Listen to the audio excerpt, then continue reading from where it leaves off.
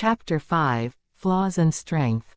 Weeks turned into months, and Clara's oven became the heartbeat of Main Street. People came for the bread, but they stayed for Clara. She remembered names, she remembered orders, she listened to stories, she gave extra cookies to children, and she always had a kind word. But inside her head, Elias's voice was still loud and cruel. She caught herself constantly critiquing everything she did. That loaf isn't perfectly shaped. That crust is too dark. You dropped that dough, you're clumsy. They only come because they feel sorry for you. You aren't good enough. One afternoon, it all came crashing down. She had spent hours making 3-layer vanilla cakes, smooth frosting, fresh berries, delicate decoration. But the weather was humid, and the frosting had started to slide slightly. Nothing major, barely noticeable to anyone else. But to Clara, it was a disaster. She stood in the back room, surrounded by the cakes, tears streaming down her face, ready to throw them all in the trash. I ruined them, she whispered to herself. They're ugly. They're imperfect. No one will buy them. I'm terrible at this. She didn't hear the back door open. She didn't know Silas was there until his shadow fell over her. He had come to repair a wobbly leg on a table, but he stopped when he saw her. He looked at the cakes, beautiful, delicious, handmade, and then he looked at her. Problem? He asked softly. They're bad, Clara said, wiping her eyes furiously. Uneven. Sliding. Not perfect. Elias would have laughed. He would have said I couldn't even frost a cake right. Silas reached out and picked up one of the cakes. He turned it slowly in his hands, inspecting it closely. He looked at the texture of the sponge, the sweetness of the frosting, the fresh berries arranged with care. Then he set it down gently and leaned against the worktable, crossing his arms. "Know what I see?" he asked. "I see a cake that looks like it was made by a human being. Not a factory machine. Not a robot programmed for precision. I see a cake that has character. That has heart. That shows someone cared enough to make it from scratch, with their own hands." He paused, his voice deep and serious. "When I build a table, Clara, I use wood. And wood has knots. It has grain that twists. It has lines and marks where it grew in the wind or the rain or the sun. If I threw away every piece of wood that wasn't perfectly straight or flawless, I'd have nothing left to build with. But those knots, those imperfections, that's where the strength is. That's where the beauty is. That's what makes it unique. That's what makes it valuable." He pointed to the cake. "You think I haven't messed up 100 things. Measured wrong. Cut too short. Dropped a piece. You learn. You fix it. You keep going. But you don't hate it just because it isn't perfect. Perfect is boring. Perfect is cold. Perfect is what Elias wanted you to be. And you are far from boring. You were warm. You were real. You were imperfectly perfect." He reached out and brushed a strand of hair away from her face, his touch incredibly gentle. "Stop trying to be what he wanted. Be what you are. Messy. Kind. Hardworking. Flawed. Beautiful. That's the woman I see. That's the woman everyone here loves." Clara looked at the cakes again. She saw them differently now. They weren't mistakes. They were hers. Made by her hands, filled with her effort, shaped by her day. She wiped her eyes and smiled, a real, bright smile. "Want a slice?" On the house. Silas actually grinned, a rare, lopsided smile that changed his whole face. "Thought you'd never ask. And if anyone complains, they deal with me." Chapter 6, The Past Walks In.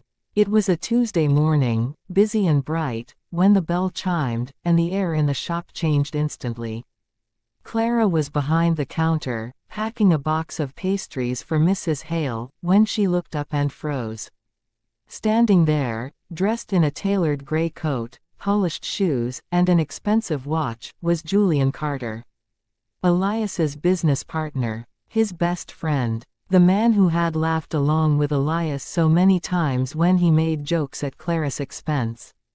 He looked around the shop with a polite, unimpressed smile. He looked at the simple decor, the wooden shelves Silas had built, the people eating at small tables, and then he looked at Clara. "Clara," he said smoothly. "What a charming little place you've found yourself." Her heart hammered against her ribs. Immediately, she felt herself shrinking. She felt the urge to apologize, to explain herself, to be small and quiet just to make him happy. The years of conditioning were still strong. "What are you doing here?" she asked, her voice barely steady. "Elias sent me, of course," Julian said, stepping closer to the counter, lowering his voice so only she could hear. "He's been beside himself. You left without a word, Clara. You left everything." He was worried, upset. "He says you were confused, that you were under stress, that you didn't understand how good you had it. He misses you. He wants you to come back. Everything will be just as it was. Everything will be just as it was." The words terrified her. Cold, controlled, silent, lonely. "I'm not coming back," Clara said, gripping the edge of the counter so hard her knuckles turned white. "Tell him I'm happy here. Tell him I'm free." Julian laughed softly, condescending. "Free, here, selling bread to farmers and housewives. Clara, you belong in the city. You belong in penthouses and boardrooms and high society. You don't know how to survive on your own. You think this little shop is enough. You'll be bored in a month. You'll be broke in 6. You'll come crawling back, crying and asking for forgiveness. That's what you always do." Before Clara could answer, a shadow fell over the counter, dark and heavy and safe. Silas stepped out from the back room where he had been fixing a drawer. He moved slowly, deliberately, until he was standing right beside Clara. He towered over Julian, broad shoulders blocking the light, arms crossed over his chest, his face set in a dark, unyielding scowl. He didn't look like a carpenter anymore. He looked like a wall. "She said she's not coming back," Silas said. His voice was low, calm, and incredibly dangerous.